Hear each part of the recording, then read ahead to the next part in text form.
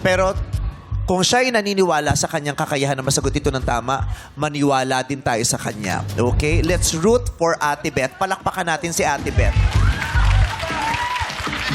Magiging masaya kaming lahat pag nasagot mo ng tama ang ating 300,000 peso question. Ate Beth, sa akin ka lamang po titingin. Ayan, wala ka pong ibang pwedeng tingnan. Ako lamang. Please, no coaching. Hayaan niyo po akong ulitin ang tanong at huhudyatan kita, tsaka lang po kayo sasagot. 5 seconds to answer pag humudyat na ako, okay? Ate Beth, bumabiyahe po ba kayo? Bumabiyahe, Opo. sumasakay kayo ng, Opo. ng mga biyaheng dagat, naranasan mo na yan? Ay, minsan. Minsan? Sure ka na dyan? Minsan lang? Opo. Correct! 300,000! Sabi naman, ang dali naman ang tanong. Hindi yun. Yun lang yung Yun tanong. agad. Hindi ako Nagulat si naniniwala. Jess Nagulat siya. eh. Naniwala siya. Hindi ako naniniwala. Saan ka, pag bumabiyahe ka ng biyaheng dagat, saan ka pumupunta? Nung bata pa ako kasi, nagpunta kami ng, tawag dito? Yun ang nablangko.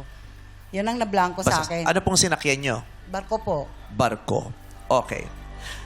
Yung mga biyaheng dagat, marami tayong sinasakyan. May barko, bangka. may seaplane. Seaplane! Ayan. Meron ding mga sumasakay ng Roro. Diba? Sino na sa inyong sumakay ng Roro? Madami-dami na rin. Pangkaraniwang, kayo din po nakasakay na ng Roro.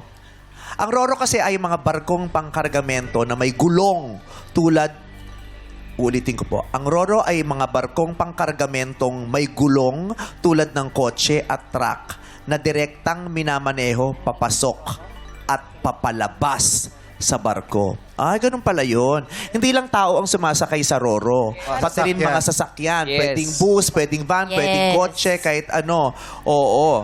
Direkta silang minamaneho papasok at papalabas sa barko. Okay. Ang barkong yon ay tinatawag na Roro. Ang tanong ko, Ate Beth, ano ang ibig sabihin ng acronym na Roro na isang uri ng transportasyong pangdagat? Ano ang ibig sabihin ng acronym na Roro na isang uri ng transportasyong pangdagat na direktang nagsasakay ng mga sasakyang direktang minamaneo papasok at papalabas sa barko? Ano yung Roro? Game na, Nanay, Nanay Beth, go!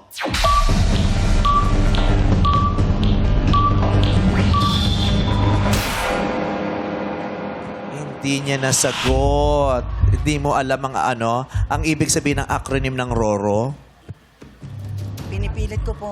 Pinipilit ko pong isipin. Narinig ko na po kasi yan minsan. Oo. Kaya lang, ayaw mag-recall eh. Oo. Baka po hindi para sa akin. Roro. Ang ibig sabihin ng Roro ay your boat. Roro. Roll your boat gently down the street. Yun. Charot.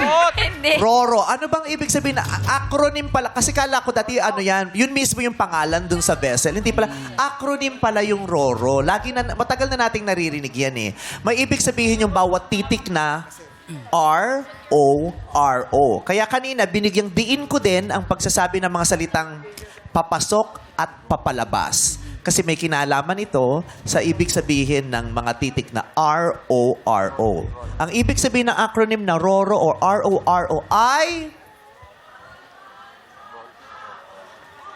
alam nila. Ano po? Ang R-O-R-O o RORO ay roll on, roll off.